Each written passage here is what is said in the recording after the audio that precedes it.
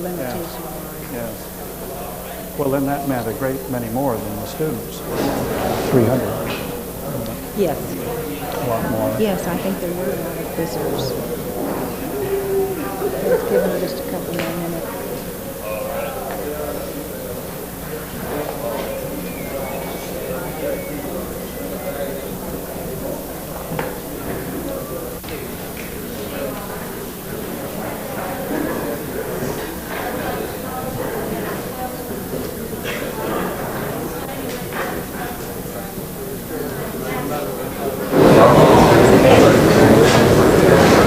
May I borrow your mic a minute so that I can give you a proper, almost proper. I was treating this like a train. Oh, yeah, okay, well, I'll just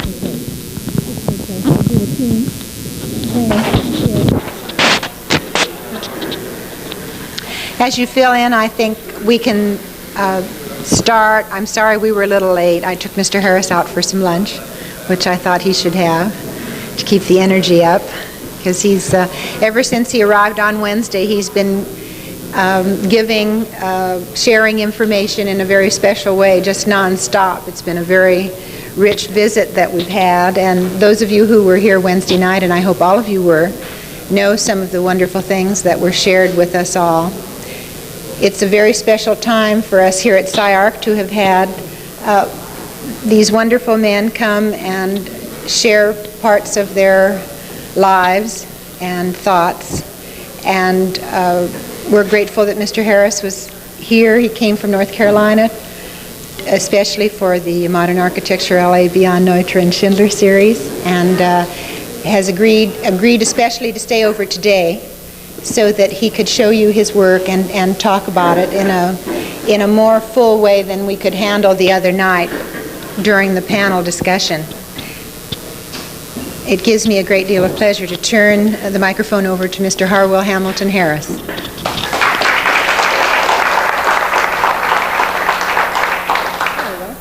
Thank you. There are two things that I could do. One would be to take one building and with a board and chalk begin and go through the development of the idea into a completed building, and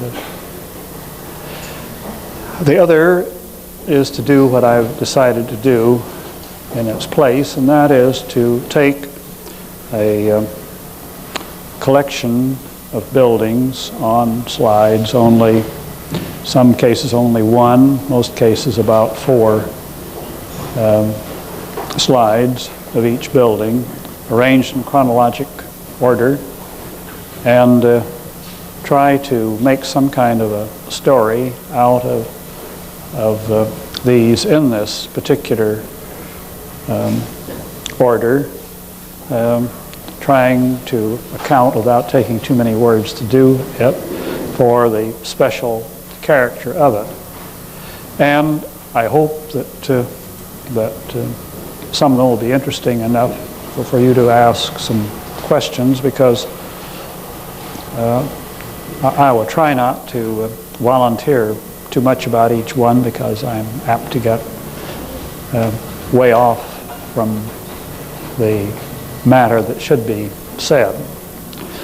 So we'll start, and the first ones will be the same ones that were shown the other evening, but we won't go that fast, and I'll try to say something about them that'll make them more understandable than they can be otherwise.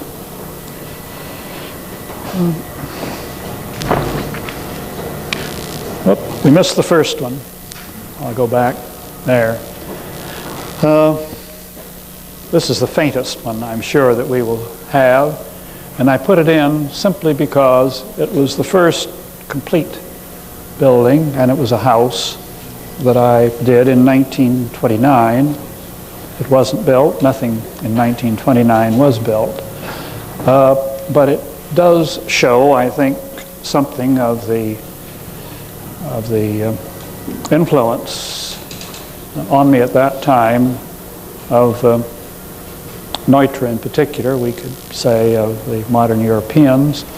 It's a reinforced concrete frame over which is stretched expanded metal lath and to which gunite is applied. And the plan was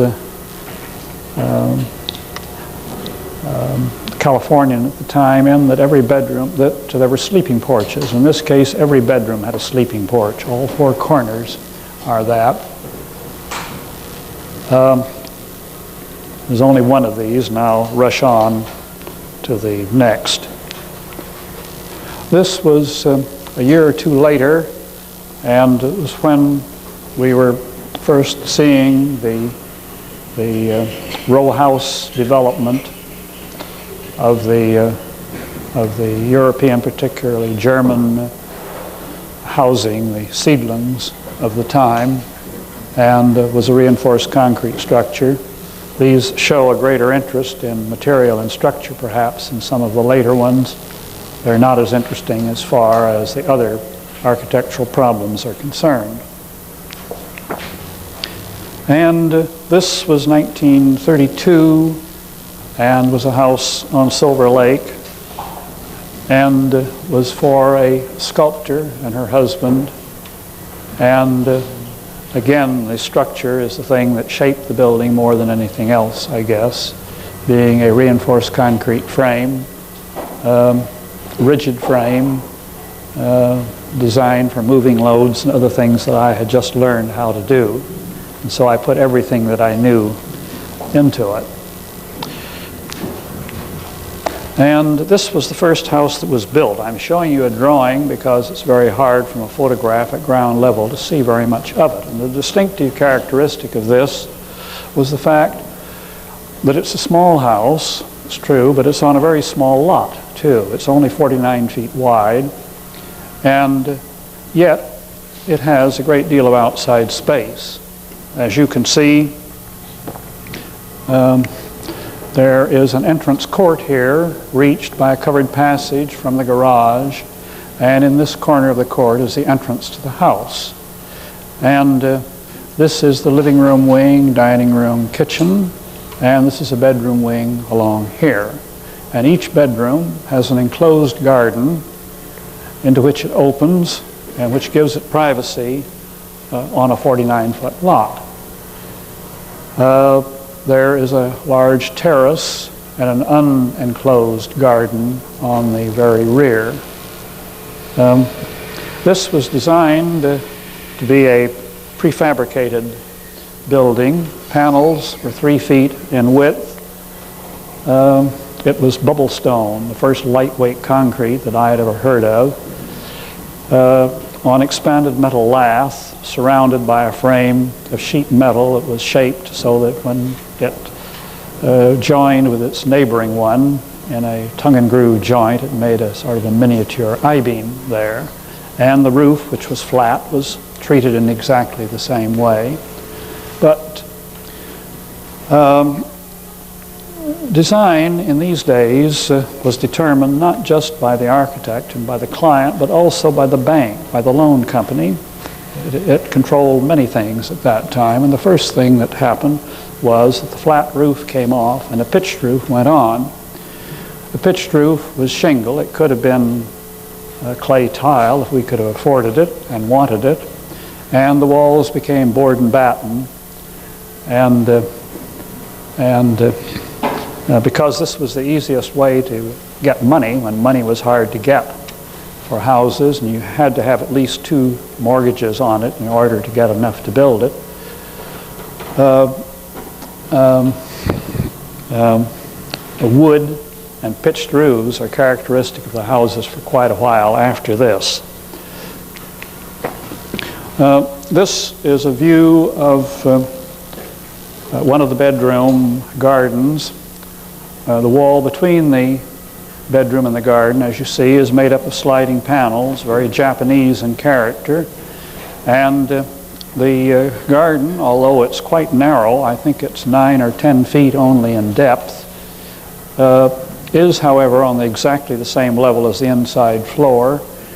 And one has the impression always that the wall of the room is not where the glass panels are, but where the boards are out at the edge. The other room was very similar. There was a dressing room opening off of it, and then that into into a bathroom of its own. This is the living room and the dining alcove in the living room.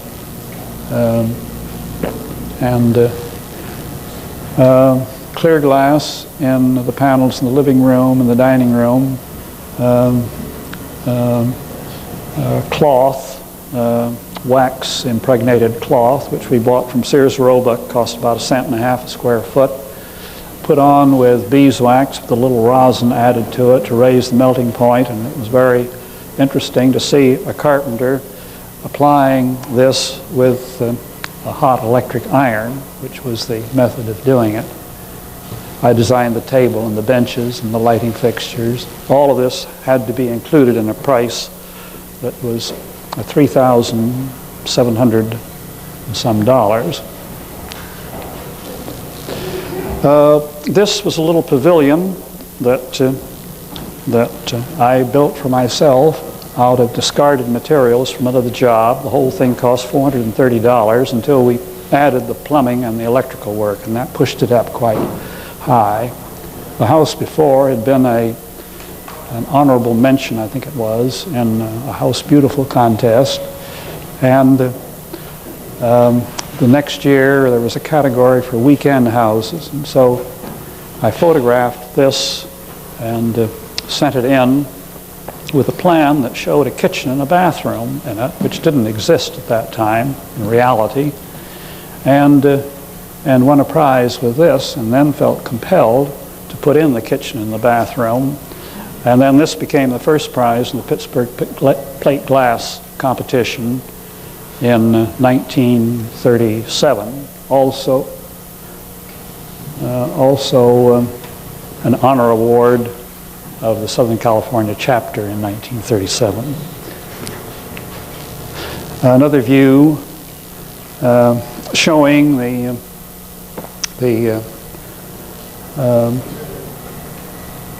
way in which the floor is carried clear of the hillside on columns that are single 4x4s that reach from a mud sill to the roof. And I believe in another photo one can see how the bracing is handled. Well, we don't. Maybe, I think we do in the one after this. Looking out at the entrance. Well, we don't see them here, but they're not important. These are buttresses that were outside the posts, which butt against an angle, bolted into the top of the post here, and at the bottom into a pair of floor joists, which are cantilevered about 3 feet.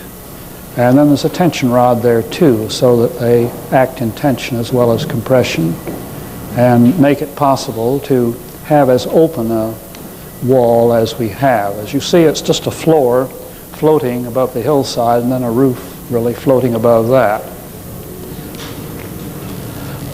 Backwards. And this was a year later, and this shows a shop that was built on Colorado Boulevard, just this side of the Arroyo Seco. It was a craft shop, and it was called Go Native.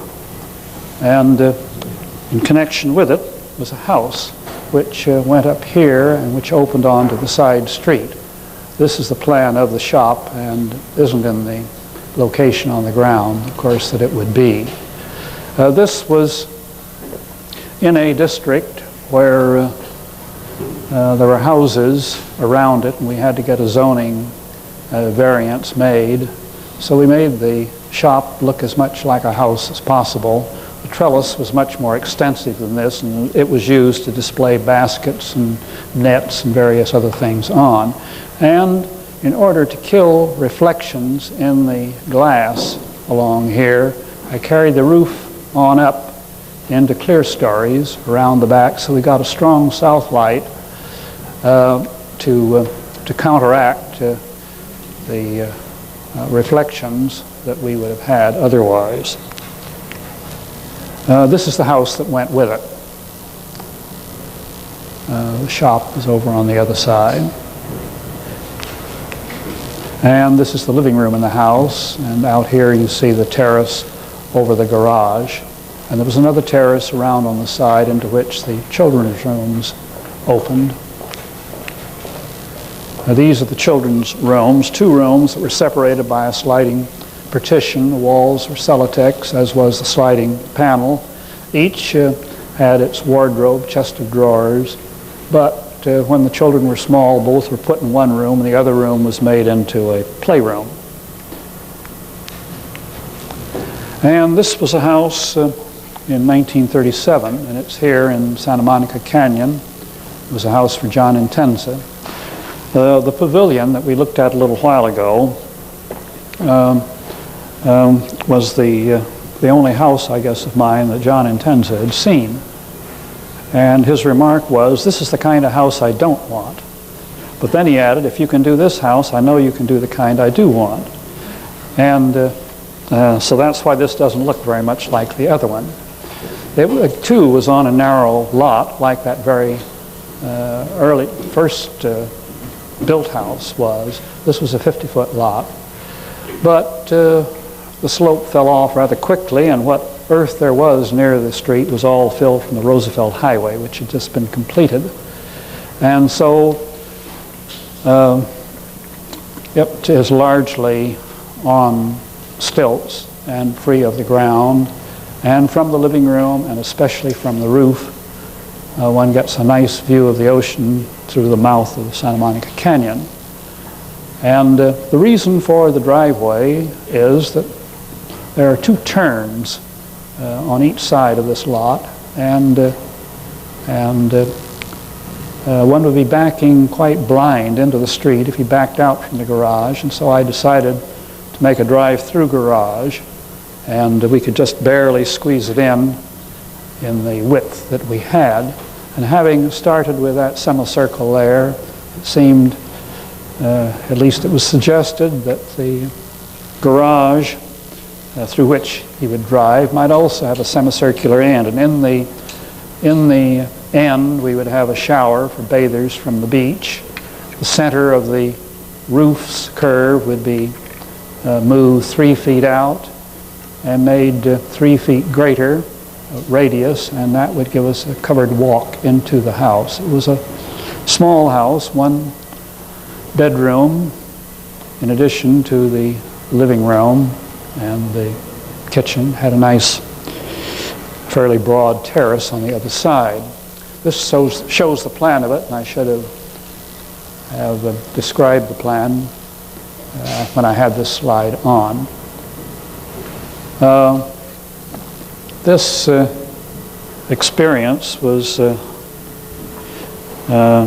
beginning of John Intenza's interest in architecture, and led a little bit later to his editorship, ownership of California Arts and Architecture, which he in time changed to just Arts and Architecture.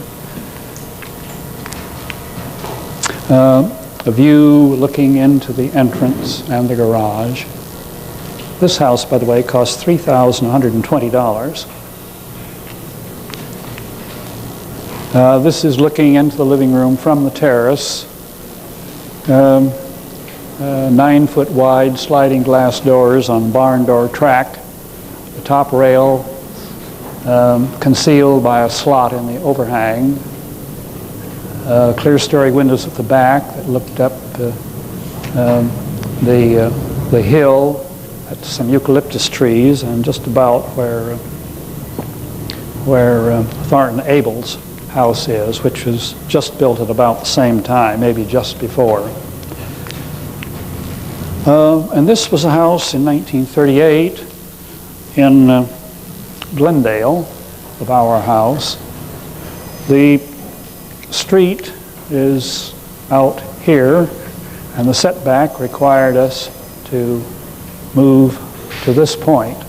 And in order to get a service yard in front, the house had to be moved back, and there were trees here, some large oaks, among other things, that had to be kept.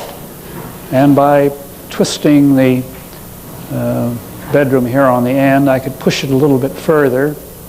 And then I discovered that by pushing some other things, like the bedroom and this, I could get my entrance more nearly into the center of the building and reduce the amount of hall needed, and that I could bend the dining alcove and the kitchen around and save again some more space here. This house cost $5,540, I think it was, and because it was only supposed to cost $5,000, the whole thing stopped. And in $5 and some $10 items, which I took out, we got it down to the $5,000, and it was built. And it was the first prize in the Pittsburgh plate glass competition of 1938.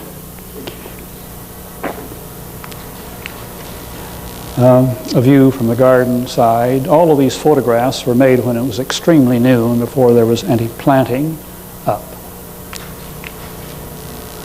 Looking from the living room into the dining alcove. Looking from the dining room into the living room, and on through a playroom into which the two children's rooms opened. And this is another house. This was also 1938, the Lee Blair House, which was built out on the edge of the Cahuenga Pass, going in up into the Valley Ventura. And it was a house on a very steep hillside. It's a 4-room house in 3 stories, and the lower floor is parallel to the contours. The next floor is at right angles to them, rests on the ground at the back, and then rests on the lower floor on the other end. And then there's another one parallel to the contours at the end of this wing back here, and this was a studio.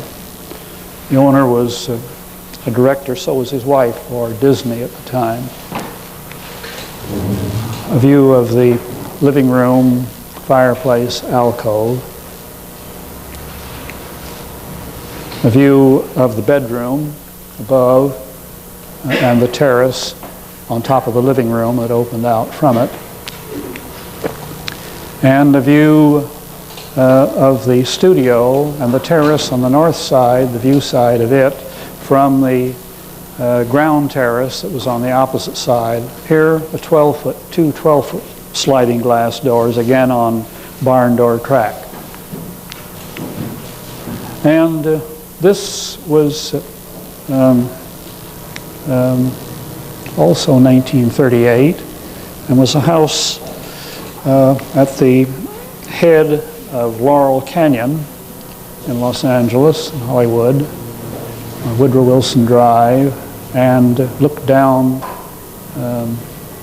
Laurel Canyon. And like the Intenza house, it has a drive-through garage, but here we had lots of width, lots of frontage, and so we could drop down quite gradually and make a much more satisfactory thing, and with plenty of space for 2 cars and not just one. The rooms are spread out to catch the view down the canyon. The roof, as in that earlier shop, was, although hipped, was carried up, and clear stories were made of it to provide 2-side lighting for the living room, also view.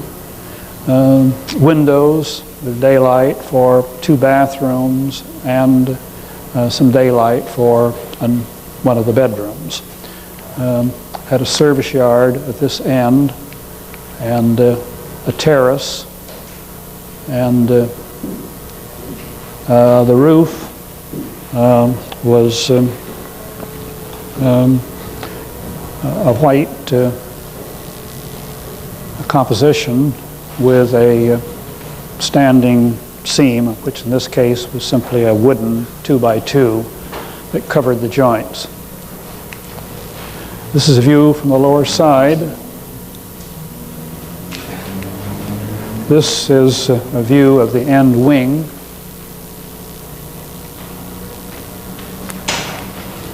And this is a view in the living room looking down the canyon.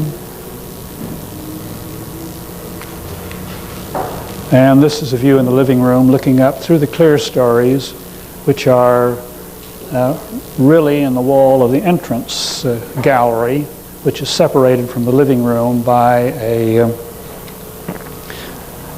line of cabinets along here that include a coat closet and other things of the sort. Oh, I'm sorry. And this is a section through a house. It was designed in 1939, but it really wasn't finished until 1941. And it's on a hillside in Berkeley. And it has a marvelous view, as one might suspect from its shape. And although the hillside is steep, there is a garden at ground level, floor level I mean, and it's big enough for a badminton court, among other things. The ceilings slope upward to take in as much of the sky as possible, because the sky in this case was just as exciting as the bay and the Pacific beyond.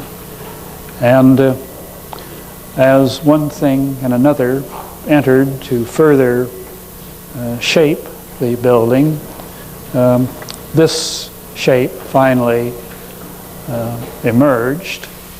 We had an interior attic space as well as one up here, and then this not only gave us the accent on the view that we wanted, it also here provided support for a flat-roofed line of rooms on this side. It was carried out to make cantilevered terraces in here, and then the heating was accomplished by hot air furnaces in the basement, discharging hot air up through the middle of the building and then distributing it with a manifold that ran along in the trough of each of these spaces, this manifold opening into each of the joist spaces, so that almost every inch of the ceiling and of the floor here, because it went up the ceiling, carried back under the floor, and then returned for reheating, recirculation. The warm air was under almost every square inch of the floor and ceiling.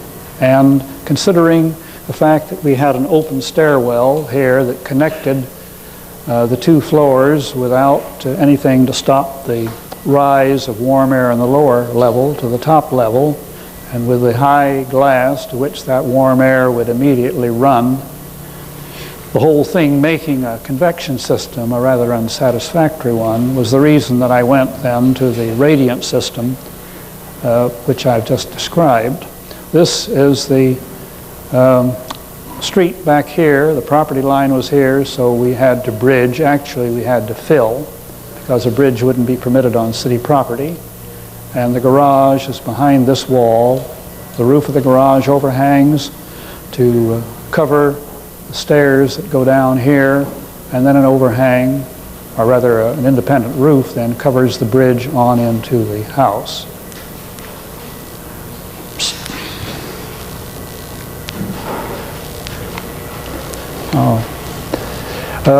This was a drawing when we were studying the shape. In its essential form, it's what was done later.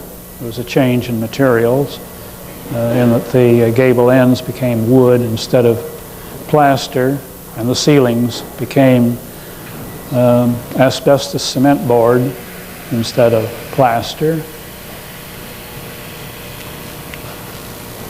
This is a photo made, maybe 4 or 5 years after it was completed, when the wood had begun to weather, and it's pretty much the way it looks now, 35 years later. This is a view in the dining room, looking down the wall that it shares with the living room. Shows the overhang. It's a little hard to see where it leaves the glass and continues on out 10.5 feet beyond it. It also shows floodlights that we provided in here, which shine up on the overhang. It doesn't look it in this photograph, and it isn't the most efficient way of lighting the interior, but it is the only way, I think, that one can light the interior and still not have any reflections in the glass. And when one wants to sit here and look at the lights in the bay and the bridge, San Francisco, and maybe some ships at sea, without sitting in total darkness, this provides it. This is the living room. This photo was made so shortly after Pearl Harbor, before the war was over. There was no chance to photograph it before we had to cover the clear-story windows with tar paper so the Japanese wouldn't know where Berkeley is and how to bomb it. And I've never photographed it since with daylight coming through there. What's coming through there now is electric light. This is a drawing because it's hard to get a photograph that shows the stair inside the well the way it does. It's a redwood well with a natural light birch stair rail, oak treads. There's a skylight in the roof at the very top, and there's also a light here where the rail turns around on itself, makes a kind of a cylinder in which a lighting panel exists. The bottom of the stair opens into a short hall connecting 2 bedrooms with the hall, and then out to a terrace outside. This is a restaurant that was 1939 and 40 in the new Chinatown in Los Angeles, and it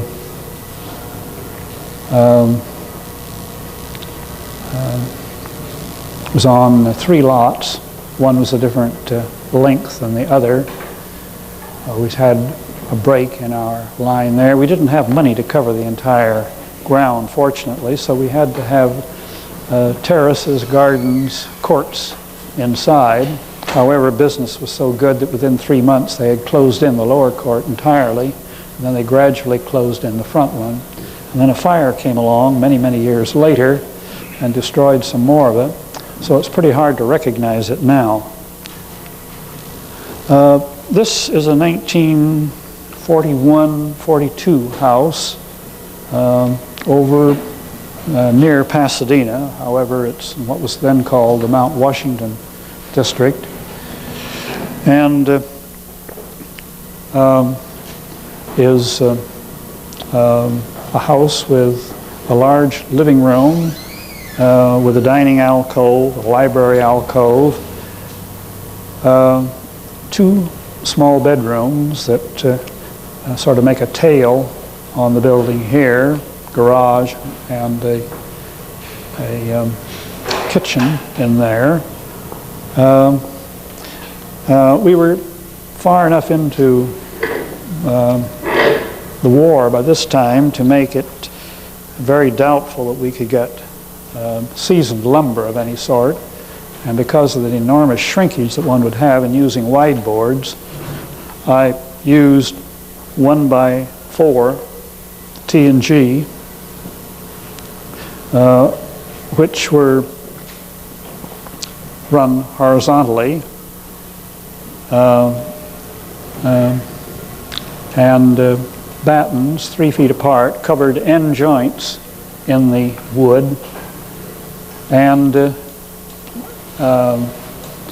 minimized, or at least made more acceptable, the very narrow boarding by introducing this larger unit, this vertical unit with the battens.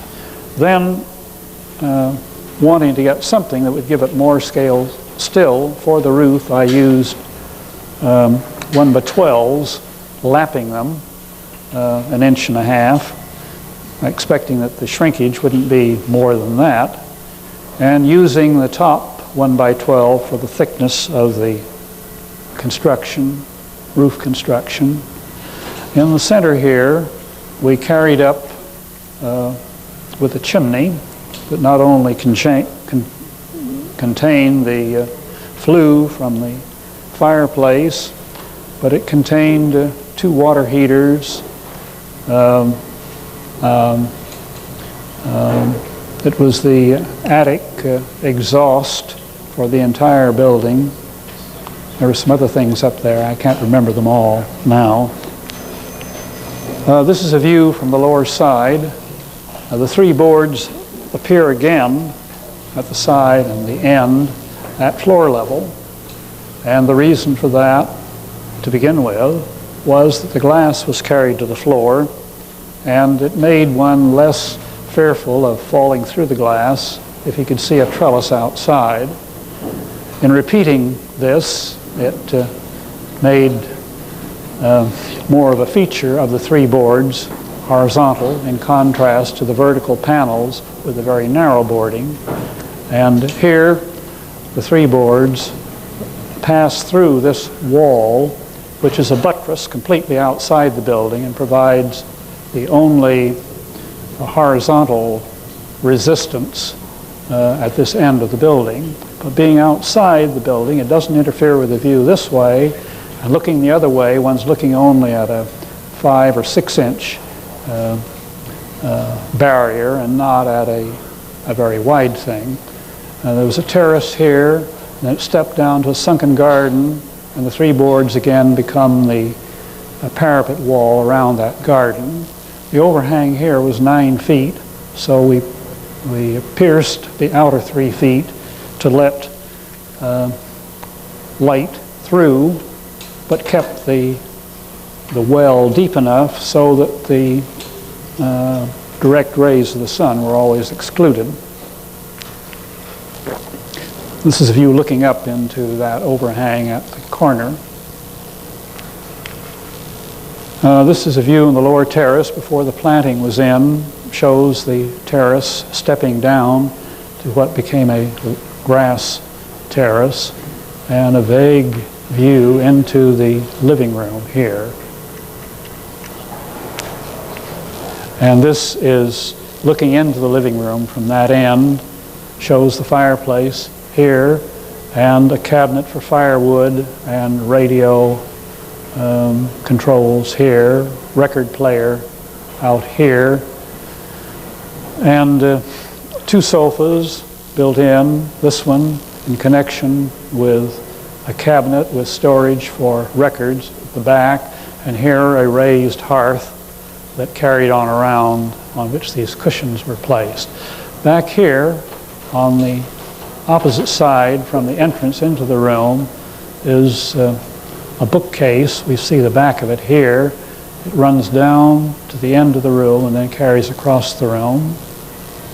The walls throughout the building are redwood, at least up past this cornice, and the ceilings are Celotex, and the very upper part of the wall here in the living room, where the ceiling is higher than the 8 feet elsewhere, again Celotex appears. This was a house now after the war. This was 1947 when it was built, and is up in the Ojai Valley, and was for a retired couple who had 5 acres of land a small hill on which they expected to plant an orange grove. And this was the main house, and this was a guest cottage for their children to occupy when they came to visit. This was a caretaker's cottage here, and this was a garage and greenhouse.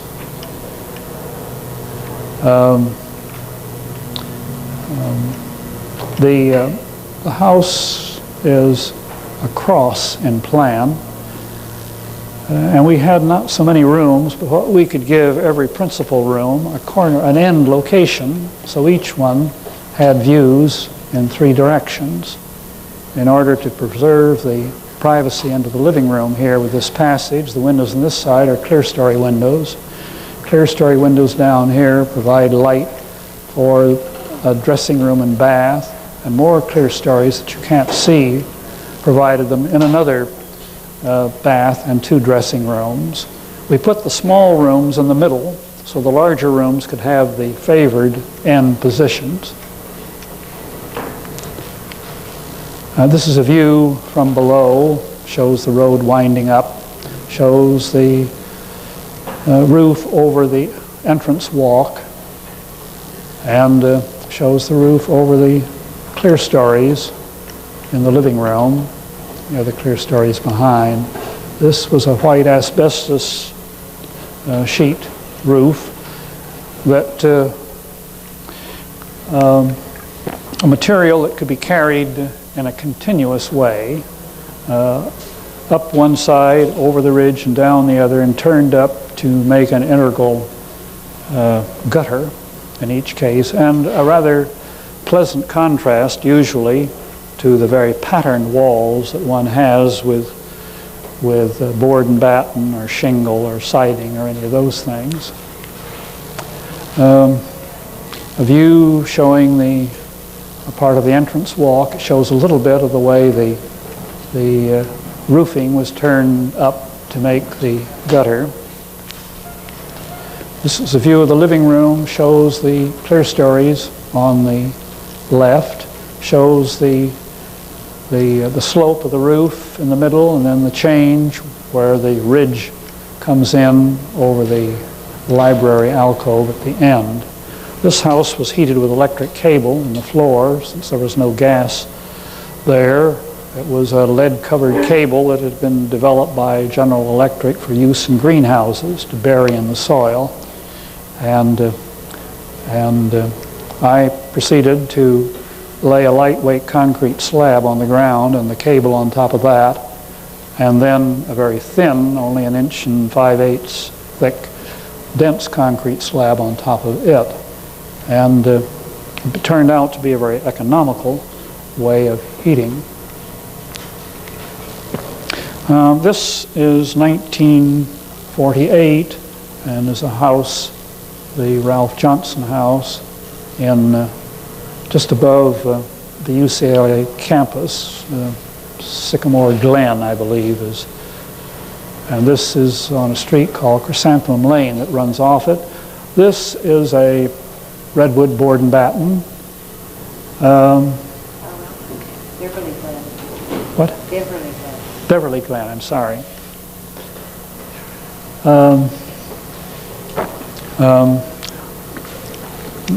This is really a 3rd story from the ground.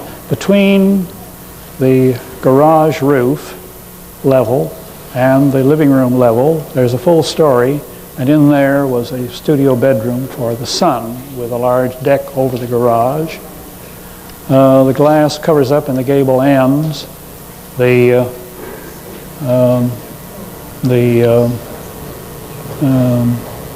eaves at the gable are extended with open rafters as they had been in the house that you saw just before. And the length of wood members is made more of a feature in this design than perhaps in any of the earlier ones. Choosing to use rather short lengths that one could count on getting, cutting them down enough so there'd be enough of these units to make a line, to give a sense of of length and progression.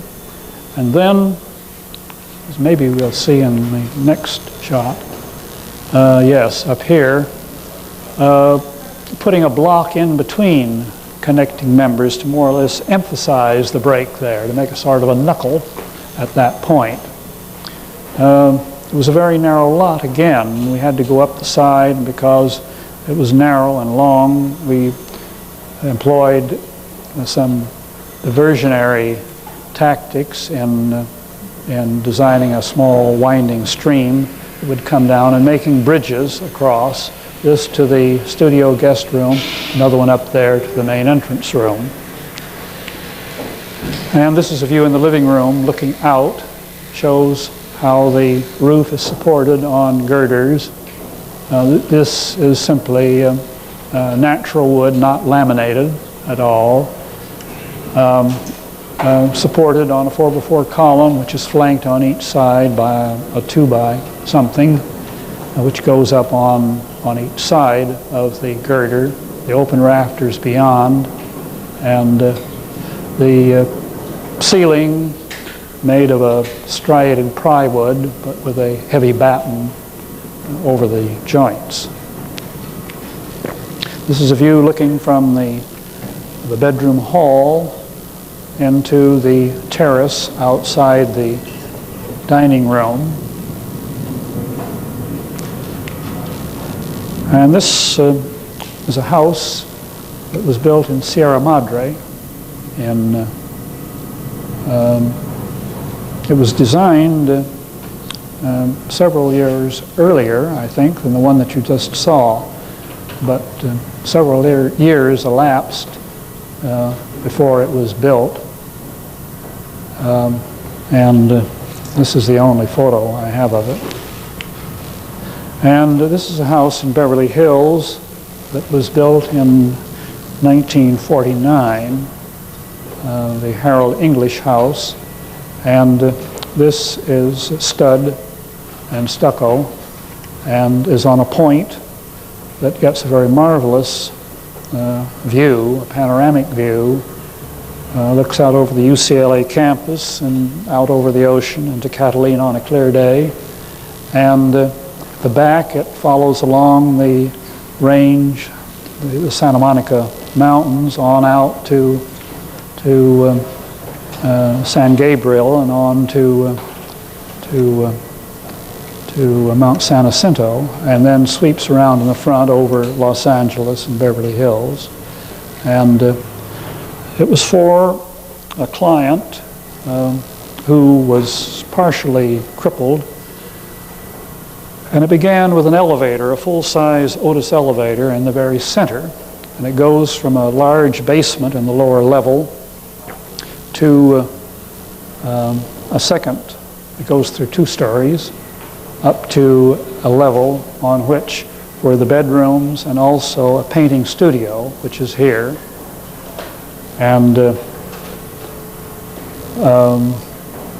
we'll go to some more shots of it. This is a view of the garden outside the living room, which is reached through those doors on this side, and a pool with a windscreen behind it, which instead of being a mere wall has a roof over it and makes a kind of a loggia there, and a return of a high planting box here to give a little further wind protection. The floor is heated with hot water pipes under it, around the pool, and in front of a charcoal grill that is here. The house is heated with hot water pipes in the ceiling. This is the end of that windscreen, and as you can see, at the end of it, through a door, one walks out into a crow's nest or really a springboard into space, because you have no idea here that you're looking down at a very, very steep angle into the bottom of the Franklin Canyon and a reservoir at the bottom. And this is looking from the dining room into the living room, shows a glass strip here at the intersection in the ceiling at its intersection with the south wall, the light coming from clear-story windows above. A similar thing happens on the other side. The south wall was made completely blank, and this was the wall in which paintings were hung. No direct sunlight hit them, and yet they were lighted before the floor was lighted, and not as happens in the ordinary house where the light comes in from the window and has to be reflected up to the floor to illuminate anything very high up.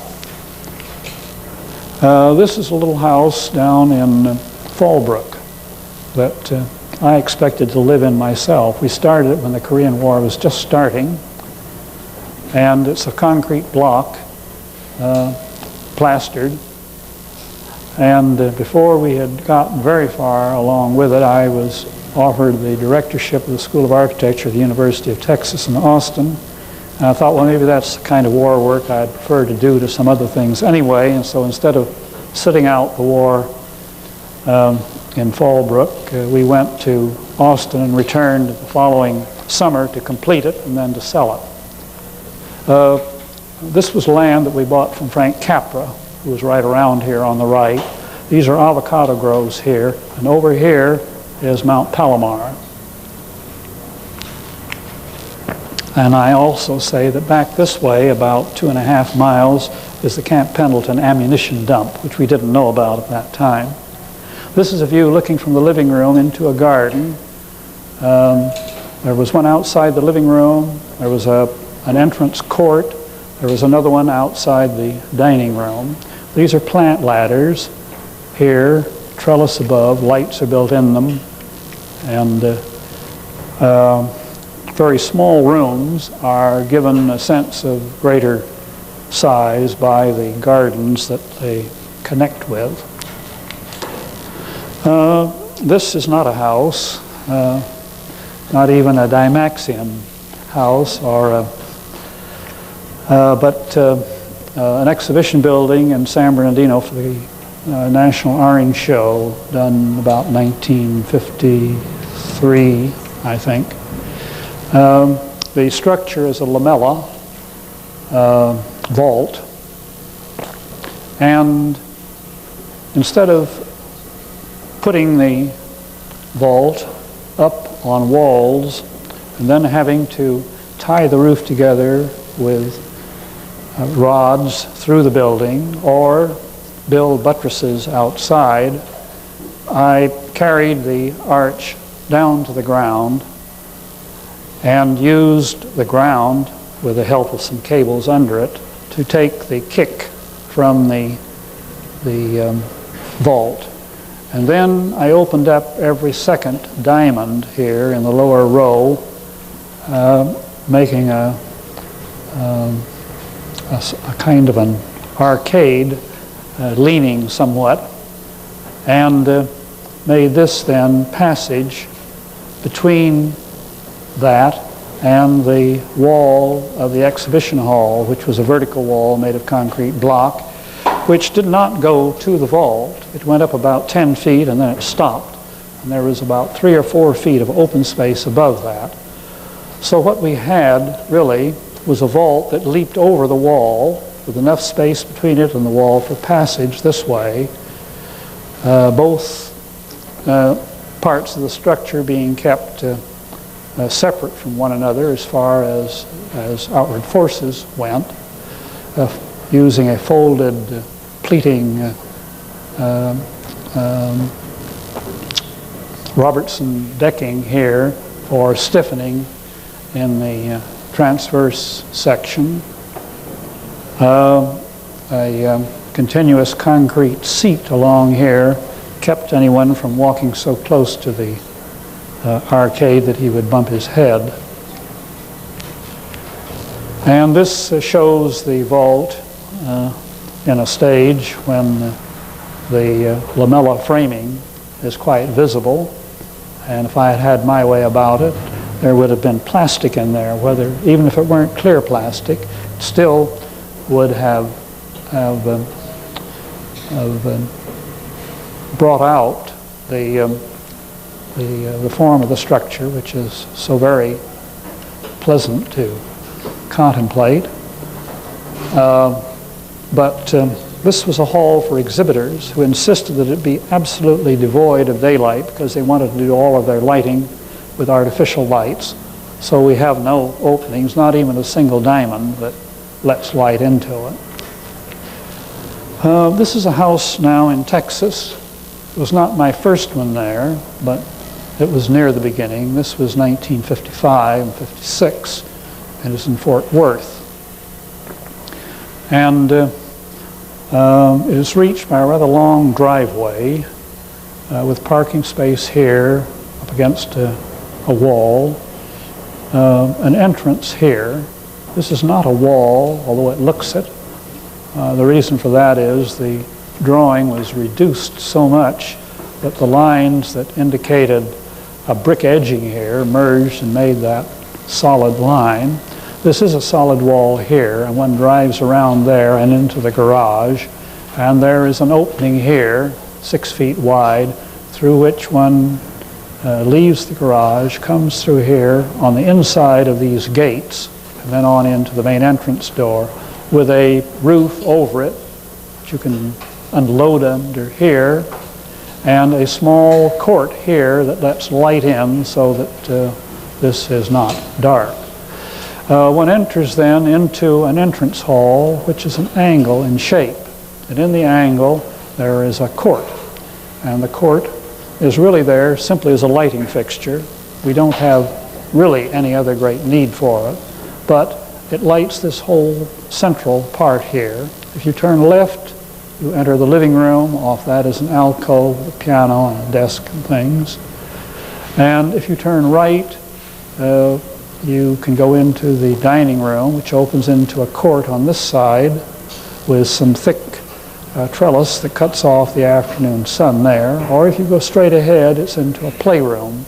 And the playroom has clear-story windows at each end and opens out onto a terrace, which is extended out in the semicircular end, so you can look up and down this ravine.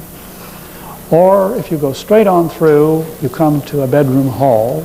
You can turn left into the parents' bedroom and then right into their dressing rooms and on into the bathroom, or down to each of 3 rooms and a bathroom for 3 daughters, or straight on to the bedroom and bathroom of the son. Up here, we have a greenhouse that the owner already had, into which we added a few units.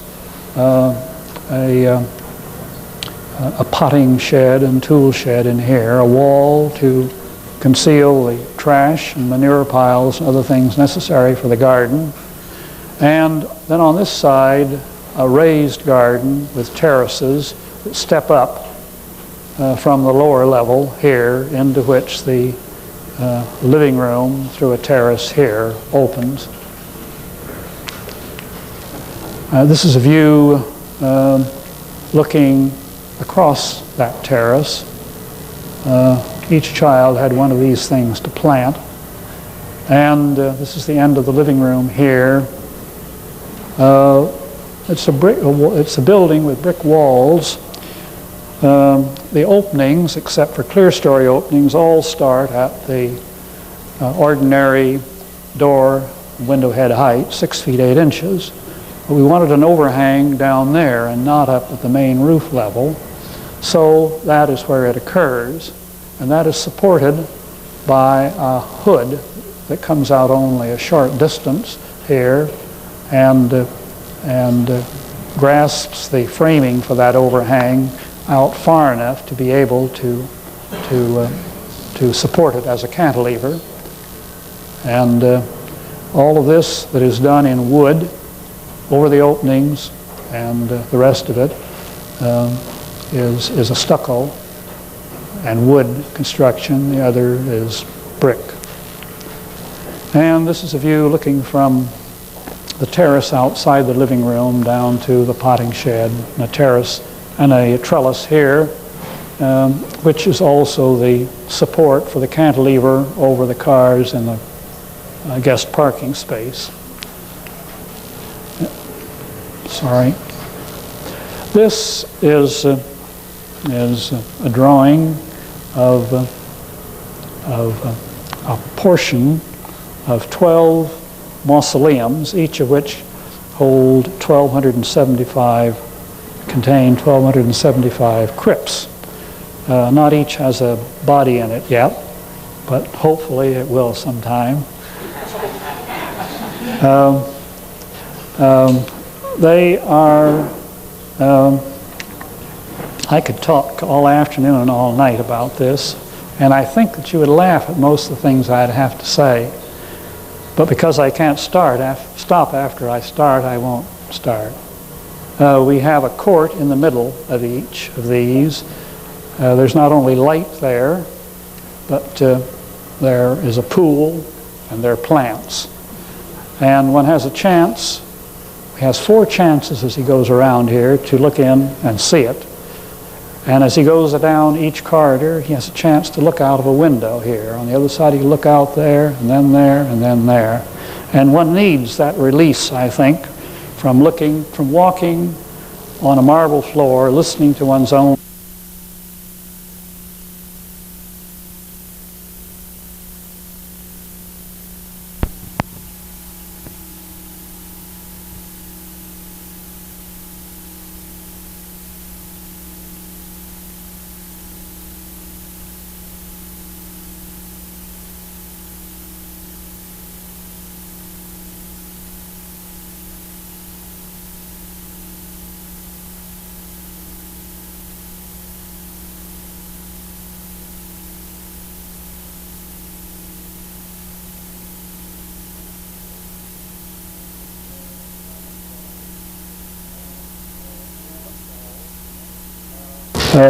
footfalls past identical panels of marble with practically identical bronze inscriptions with identical flower containers with artificial flowers in them.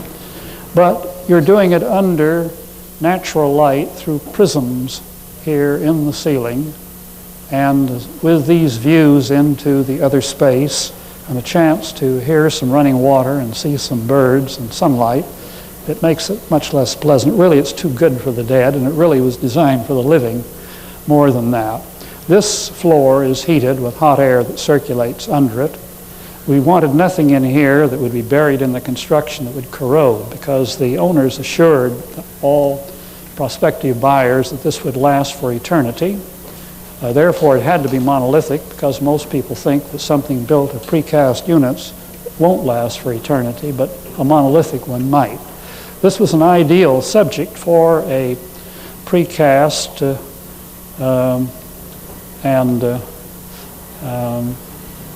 system, because there's nothing more standardized than a burial crypt.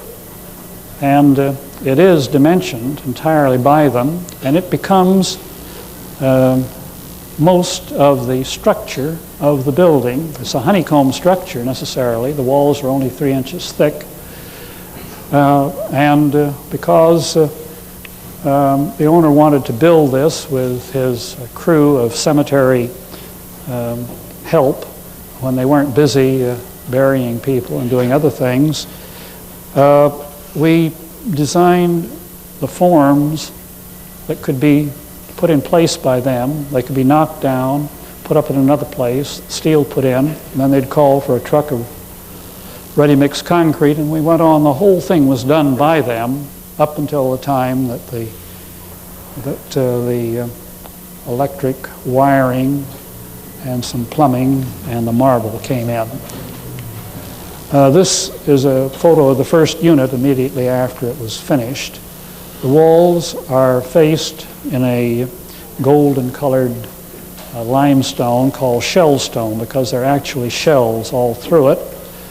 Not fossils, but the shell itself. And there's a semicircular opening, rather deep as the depth of a vault. The arch, the vault, the spandrel, this edge is all cast stone, a warm gray, set off against the golden yellow of the shellstone. The detail of it. The inside, which was taken immediately before any bronze tablets were erected. We had planned to have stained glass windows here that were to be designed by Sister Mary Corita at it's the Catholic Academy, you remember, at the head of Highland Avenue near Immaculate Heart. And it was all arranged, and she insisted that an Italian glassmaker that they knew would work for them do the work. He came and through, looked at it, gave a figure, and the owner decided to let the buyers of the family rooms in which these all occur put in the glass themselves. So it turned out to be the customary Italian priced per yard material that came there. This is a house in Dallas, about 1959. It's brick. It has a roof somewhat like the one that I showed you earlier, in which the overhang over the opening and the hood above it were plaster. Here it is wood, and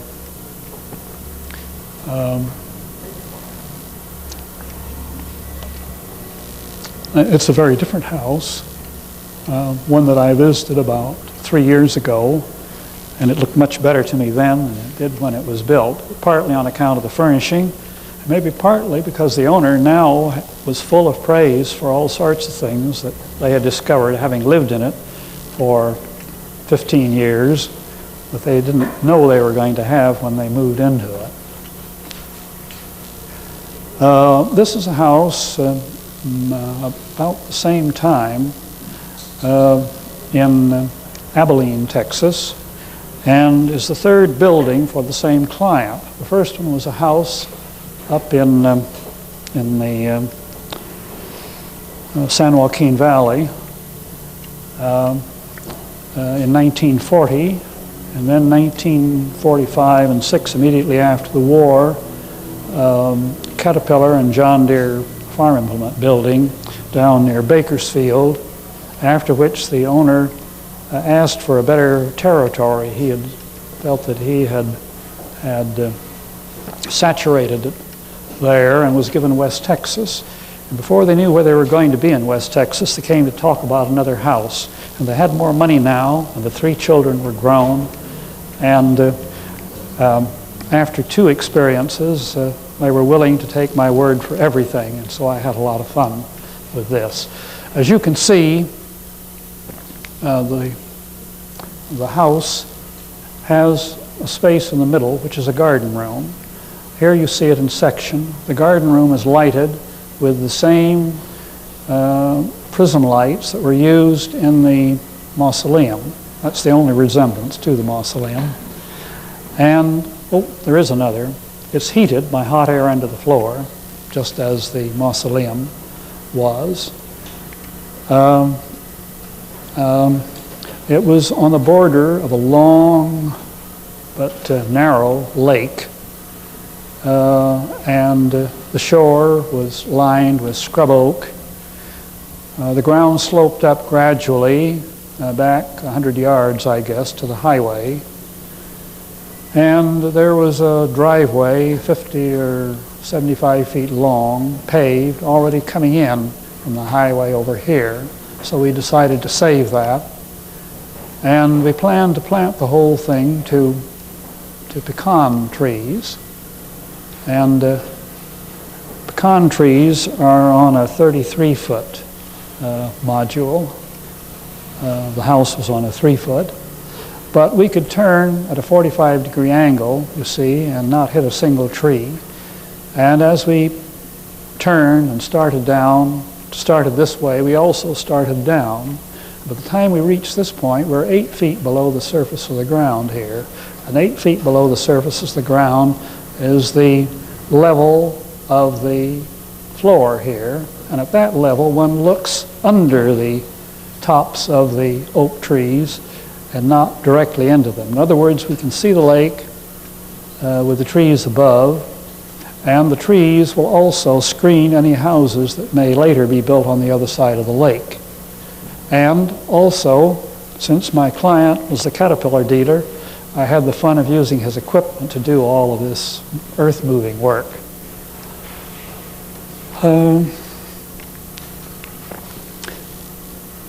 This is a view of the garden room. The floor was in white marble.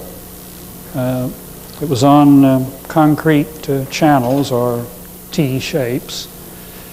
Hot air was circulated under it. Some concrete block was laid up in a few places to be diverters for the hot air.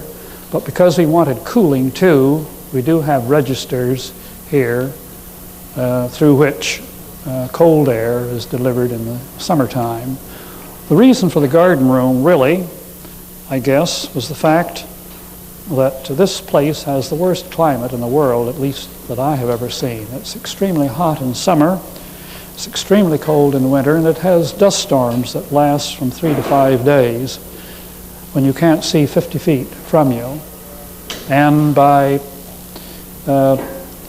had already discovered that with the advent in Texas of air conditioning, air cooling, mechanical cooling, that no one ever used a garden anymore. The earlier houses all had screen porches on the southeast corner in which they lived during the summer. But as soon as they got mechanical cooling, these porches were left to collect odds and ends and not people.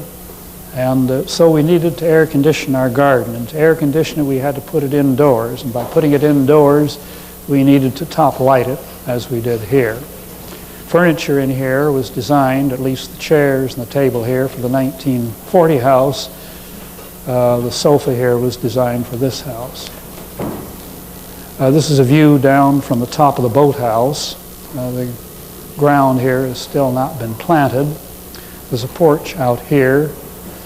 And here is a garden that opens off of the dining room. It has lattice there, and it gives through ventilation for the porch. And this is a church in Dallas, and this again uses top lighting. And the reason here for the top lighting is that it's on a busy boulevard with a stop signal right at the church. This is only the sanctuary. Other parts of the church, including their fellowship hall, which they used as a sanctuary at that time, were bothered by the sound of traffic very much. So we had no windows in the walls, and we put the windows all in the roof.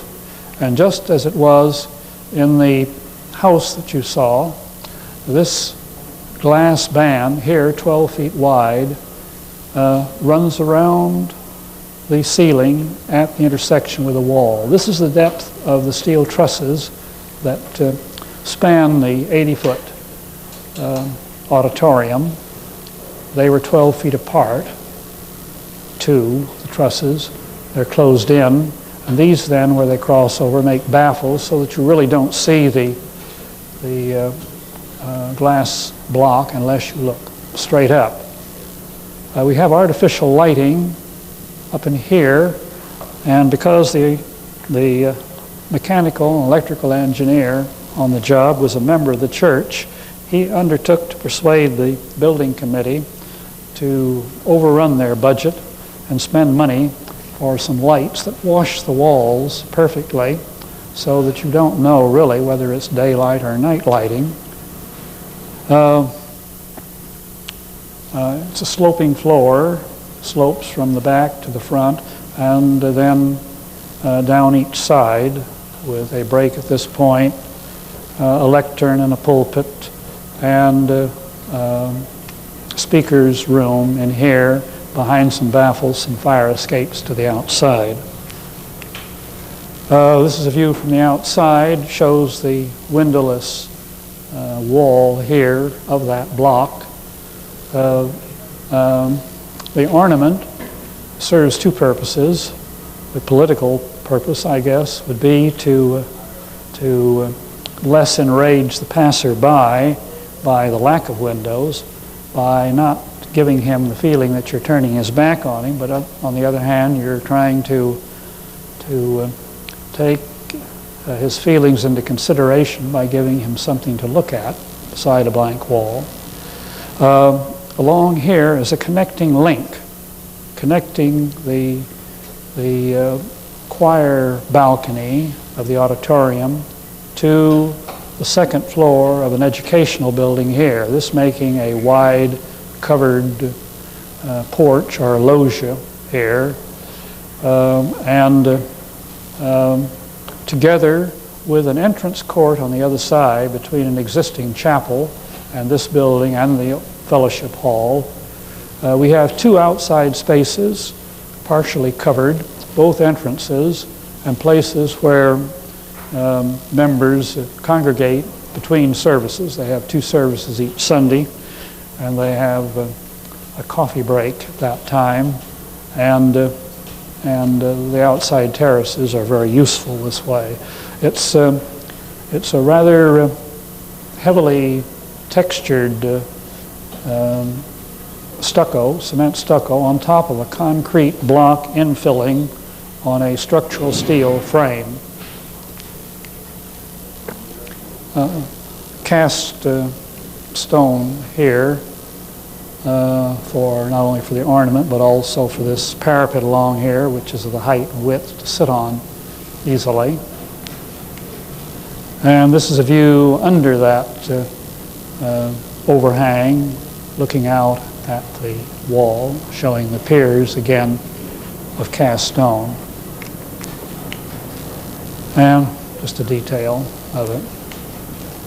And this is a church, and this is a unit in the church built about 5 years ago in Raleigh, and is a wood frame with a fire retardant treated split cedar shingle exterior, laminated girders running at right angles to the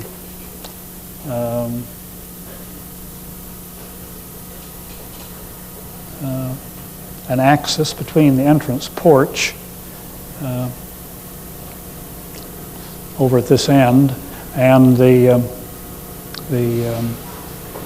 wall with the pulpit, because they're using this building, which is a fellowship hall, temporarily as their sanctuary. Since this was built, we have built one other building, which is an education building, similar in its details and materials, smaller in scale. We have just finished last week and delivered the night before I came here to the building committee working drawings for the sanctuary building, for an adult wing, and for a preschool wing. And we've already finished some smaller elements there. So I can die now and they can still build the church. That was the argument I used to get them to let me go ahead with working drawings now when we didn't have much else to do. And I think that's all. It is. Thank you.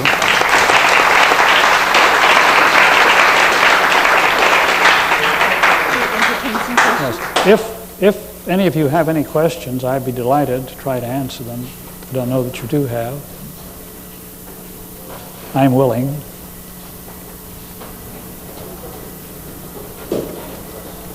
I have a question. Wondering, back in the early houses, the Intenza house, and then maybe one or two before that, you were utilizing a flat roof, and then the next house you went into a very slightly pitched roof, and you mentioned that was because of alum. The pitched roof was really at the beginning. It's true there was a flat roof on those two buildings at the beginning that were projects only, never built. Then the first one that was built was the house with the gardens outside and the drawing aerial perspective with the gardens. Yes.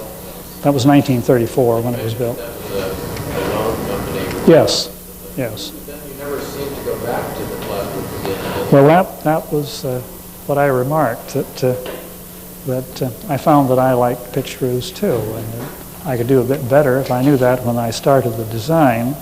And getting loans was a very difficult thing in those days. And this was before the days of FHA, and you got a loan for a very short period of time, and it wasn't very much, and you had to refinance very soon, and you had to get a second mortgage usually in order to get enough money to do it.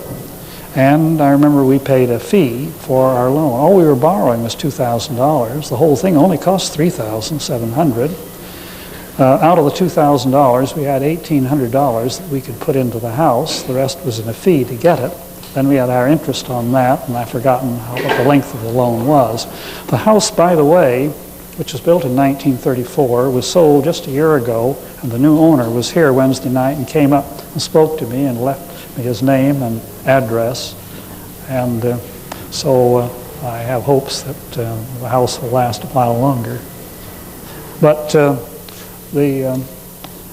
I like visible roofs that have overhangs, roofs that don't have to be so watertight to avoid leaking, roofs that drop the water if you don't have a gutter far enough out so it isn't apt to damage the house.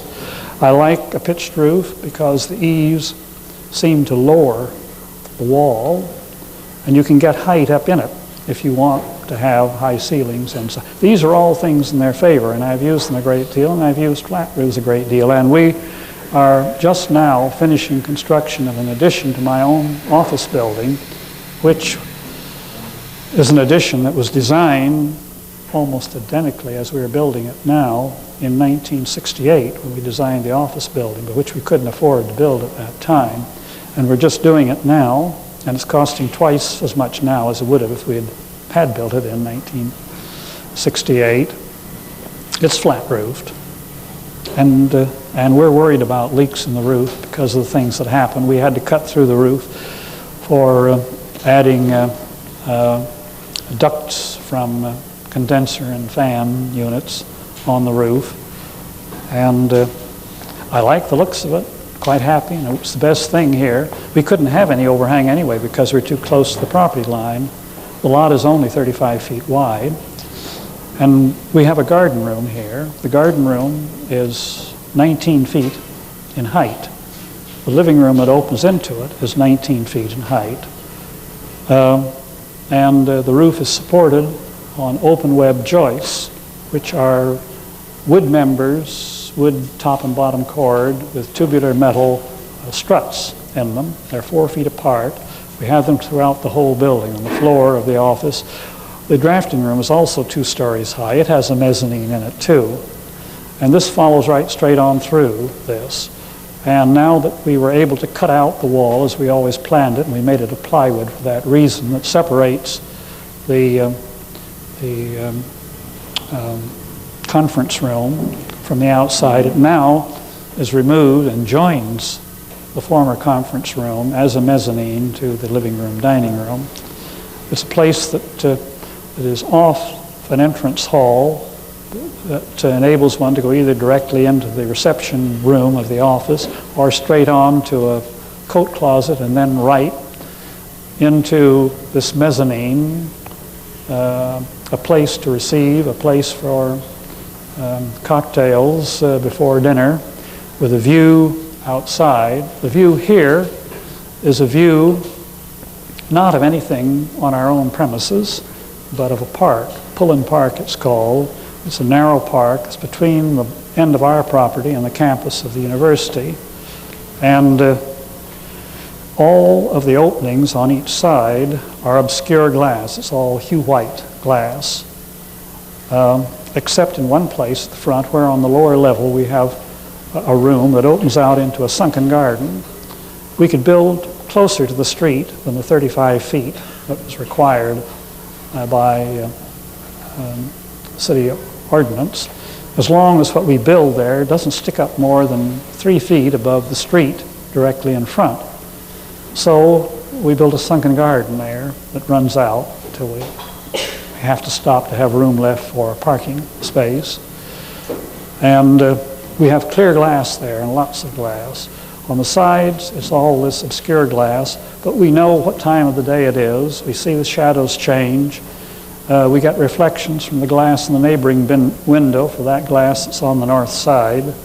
It's not at all like artificial light. It doesn't have that unchanging, fixed illumination that is so tiring.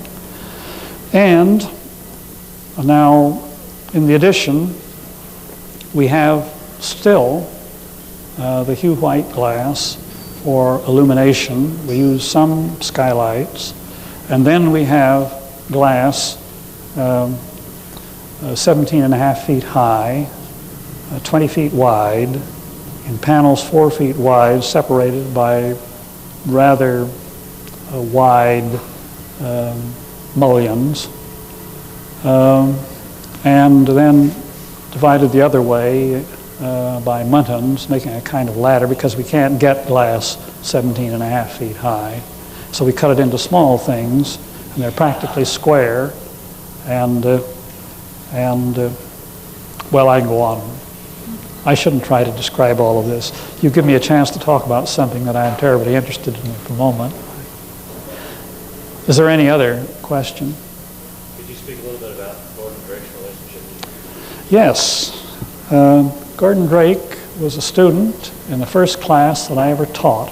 And this was a summer class at USC, the summer of 1940. And 1940 was the first summer that the School of Architecture and Allied Arts, I think they called it then,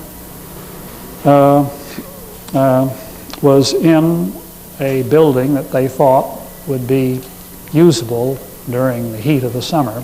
They had been in their temporary World War I building.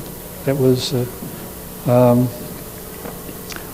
little prefab, really, with walls of plasterboard and I believe, I don't think it was plywood, and Celotex on a cement slab floor, and it was built around a court in the middle that was filled with the Bermuda grass. And whenever the school or the students wanted an exhibition or some special thing, they were always taking out walls, moving them around. Nothing was more flexible than that. It was like an old felt hat. You could twist into any shape you wanted at a moment's notice, practically. Well, they finally got into a permanent building that they had wanted a long, long time, and they felt as though they were in prison. It was horrible. They couldn't do things with it the way they had done before. I think that's one of the great advantages of what you have here. You have an opportunity to do so many things yourself that you want to with the work that you have. So I was there that first summer for a class of 12, I think, fifth-year students. And in the class was Gordon Drake, Carlton Winslow, who's now retired from the practice of architecture and teaching history up at San Luis Obispo, George Hassline, who was dean of the school there, Killingsworth, who's going to be a speaker here a time or two from now. They were all in that one class, and it was a good class. We had a lot of fun, and in that short summer period, we had 5 projects. And they were pretty good sized projects, and they were done in far more completeness than any that I can remember, having done in other classes since then in a full semester. Anyway, and I can remember particularly, each project that I gave was based on something that I had, and just at that time I had the commission of a house for a playwright, and it was a marvelous site. It was in Beverly Hills, up behind Pickfair, about half a mile, overlooking it, cut into the side of the hill, of which the 10 acres at the top belonged to my client, who was a woman. Now, she's fun to talk about, too. was King Vidor's place. Across the ravine, you saw Valentino's lair. And there were other things around there that showed that other people thought it was a nice place too. And my client was single. I suppose she was about 55 at the time, but because I was about 30 or so at the time, I thought she was pretty old. But she was a very interesting person. She was a journalist, had been. She was a playwright. She had been a journalist. William Randolph Hearst had sent her to Mexico in 1914 to track down Villa and got an interview with him. So while Pershing was out trying to find Villa and not succeeding, she was talking to him. And she had done a lot of other things. But anyway, what she wanted in the house was a lot of fun. It was not domestic at all, and that was another thing that appealed very much to me too. It was sort of like a little private club. It was a place to work and a place to entertain. And with this site, so many things were provided naturally. Sometimes you were above the clouds looking out over an ocean of white rolling waves. Other times you're right in them, in the fog. At times there were winds there. You want to hold on to something to keep from being blown away.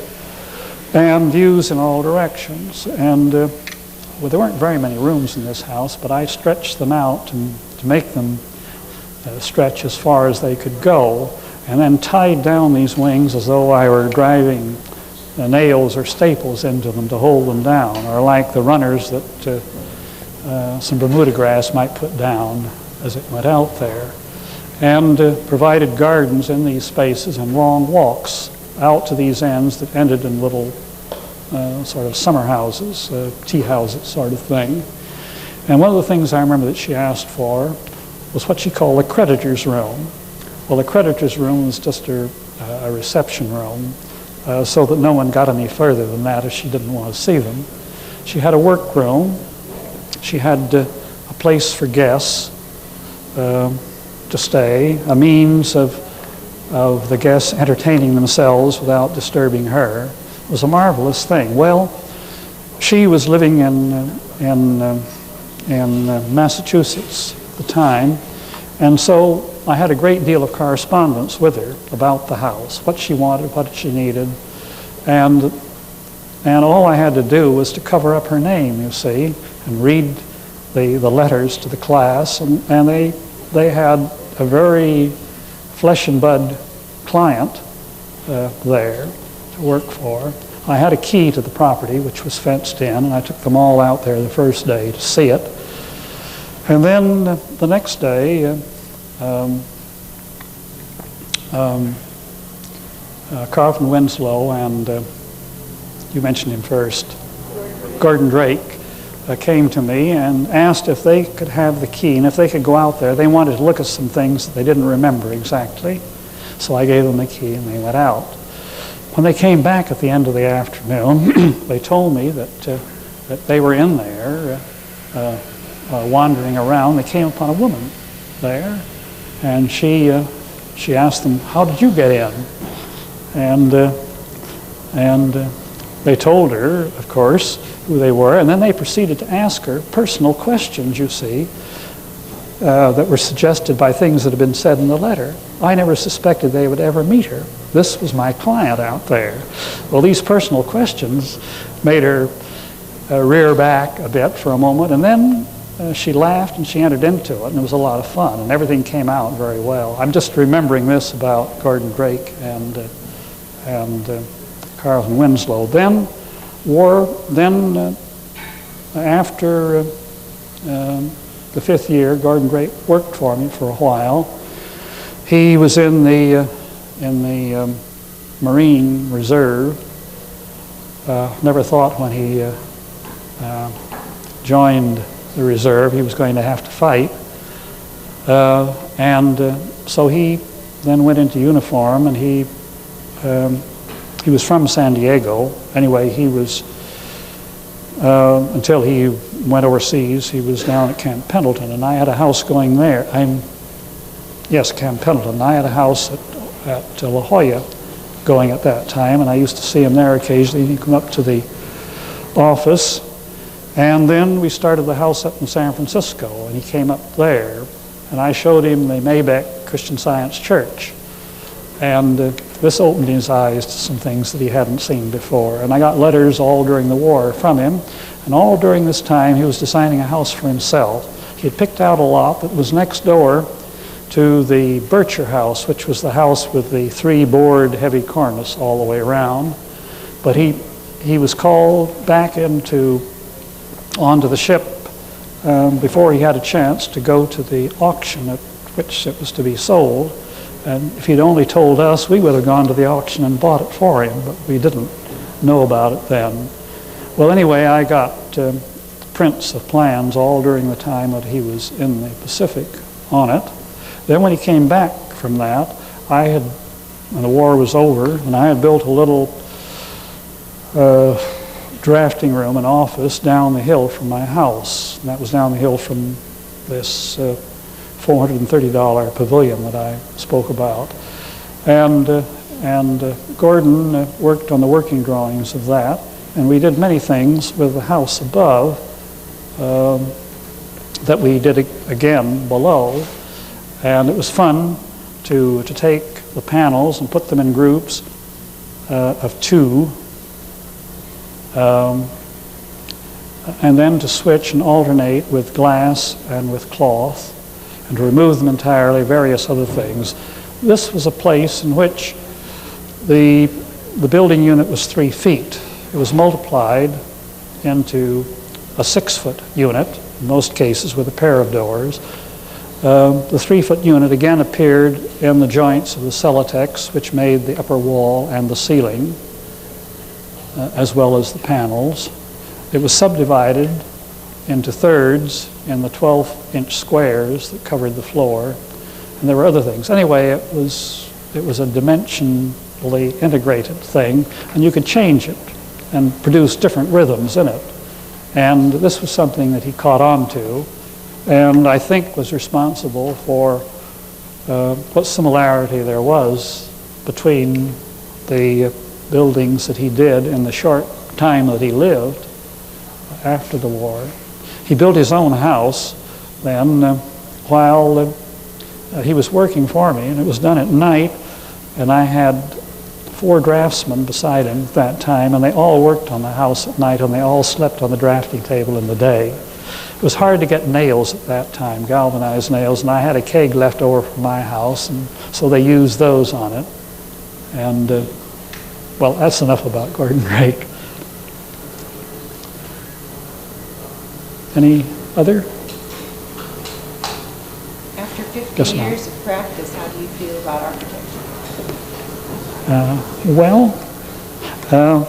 I should have been able to go a lot faster, and I wish I'd been much more ruthless about many things. I've suffered all my life long from poverty, not just from not having any money myself, but none of my clients, with a few exceptions, ever had any money. So no one could feel poorer than I have. I have taken their poverty so seriously, and I have spoiled designs, at least I have failed to carry them to the point that I wanted to so often, for reasons of saving a dollar here or there. That's one of my disappointments in it. And I don't think I would feel quite that way about them anymore. I'd sacrifice them more on the altar of architecture. Anyway, if I had it to do, I would do the same thing over again. Of all the speakers the other night, you seem to be the one who's the most concerned with your own personal involvement. I mean, the others were, to a great extent, talking about their feelings about urban situations, about decoration or one thing. Yes. Pretty much stuck to I knew they would, and that's why I took the highly personal and I'm wondering if angle at that's the start. part of your whole philosophy, that you're not really involved too much with worrying about what society is doing, but more about what you're doing and your own work and your life. Well, I was much more at least I tried to be much more active in saving the world by big, comprehensive, and politically colored schemes back in the 20s and 30s than I am now. And as I think I said the other evening, I feel that I can be most effective by doing most fully what I feel most capable of doing, and that I not only will accomplish more that way, I will enjoy it more, and I'll look upon it more as a matter of personal development, and excuse it by saying that what not only I, but what others may possibly see in this may have a stronger influence on them than some abstract scheme or argument based on statistics rather than on direct sense to materials and solutions.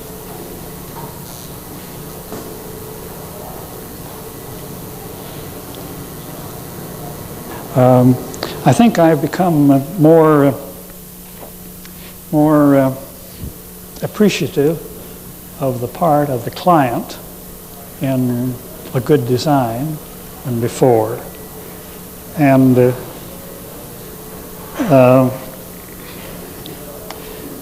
this is because the client is the center of the design, and it's my capacity to enter into his mind and his condition and try to discover a means of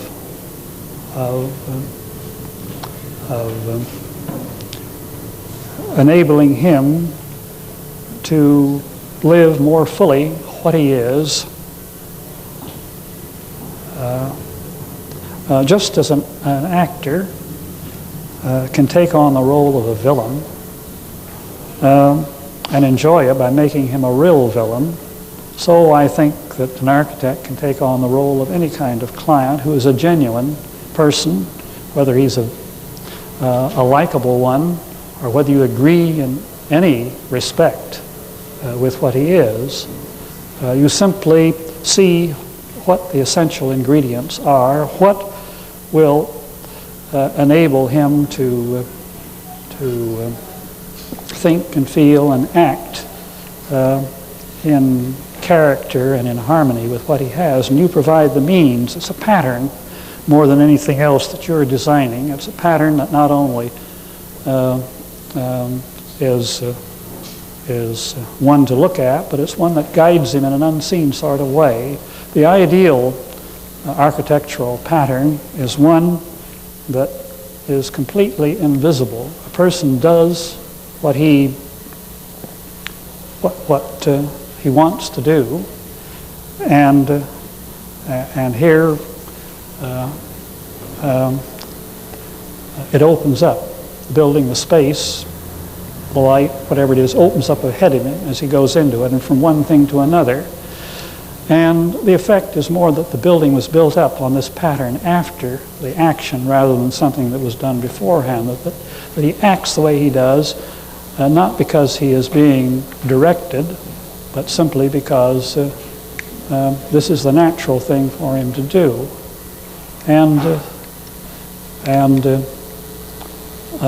It's the kind of imagination that enables one to do that, I think, that is most necessary to the design of buildings that are to be used for any very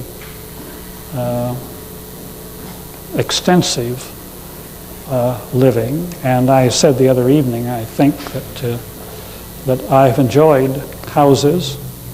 Recently, I've been enjoying churches. I enjoy a museum. There are many things that I enjoy doing because of the complexity of what goes on there. In a house, one lives he can live every moment of his existence. Now, the house that I showed here, the Beverly Hills house, it was a flat-roofed house with a very light flesh color walls, 2 stories, one that I said had the elevator, and said that the owner was a partial cripple. This is a house for a man who was a hunchback.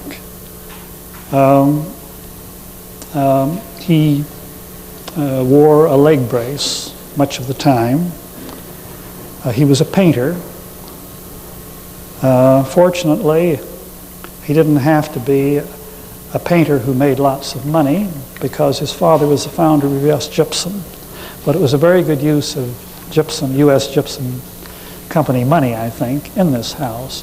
And of all of the clients that I have had, I think none ever got more out of a house than Harold English did. I mentioned the fact of the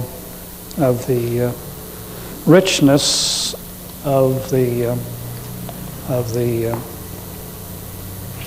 situation in this playwright's house, but very much the same thing was true of the Harold English house. It was up on the knoll. It had 360 degrees. It looked into a great variety of different things. And I took pleasure in making it necessary to go through all of the about 20 rooms of that house in order to see everything that could be seen around. I parceled it out. I went to the other extreme from the person who would design it like a lighthouse with a revolving chair in the middle and glass walls so that you didn't have to move. You sit there and simply spin around and see it all, and there's nothing to do then. As a result, one travels through the entire building. He goes to different spaces with different things, and each one receives part of its character from the view that he gets from the room. Well, Harold English saw the house different days of the year, different hours of the day, fog, sunshine, full moon, dark moon, all sorts of different things. And he was very conscious of it, more aware of it, partly because he was sensitive to these things, partly because he was there enough to observe all of this. He only lived 2 years after the house was finished. His wife died about 4 months ago. The house was sold. She died about 6 months ago, I guess. The house was sold about 2 months ago. But in going through the correspondence that I had when it was being built to look up something for the new owner, I came across 2 letters. One from Mrs. English telling me that Harold had died and how much the house meant to him, still stained with her tears, and the other, a letter that Harold English wrote to me less than a year, I guess, about a year after the house was finished, and we had just gone to Texas. And the reason I went for the letter was that the new owner wanted to glass in that terrace down on the lower level near the swimming pool that had the roof over it. Well, now, I don't think we showed in these pictures 3 large plate glass screens on rollers that could be rolled around here.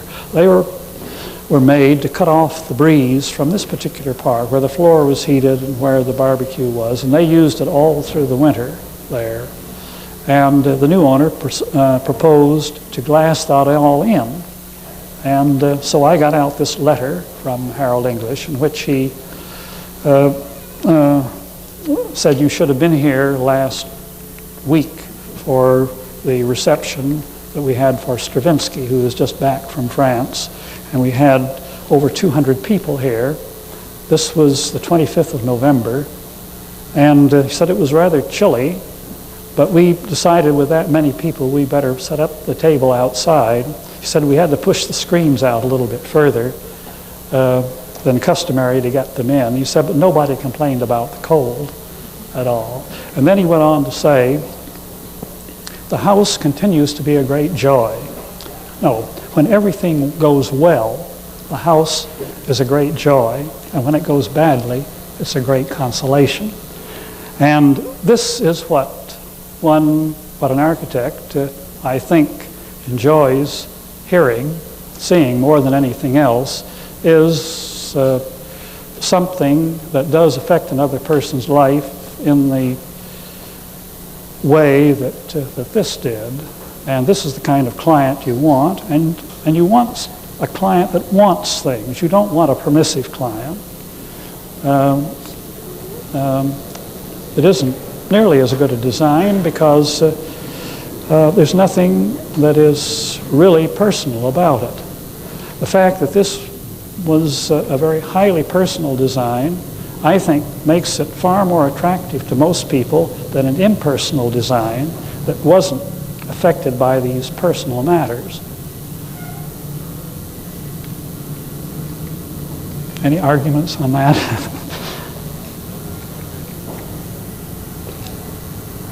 Thank you very much. Thank you. Tip you.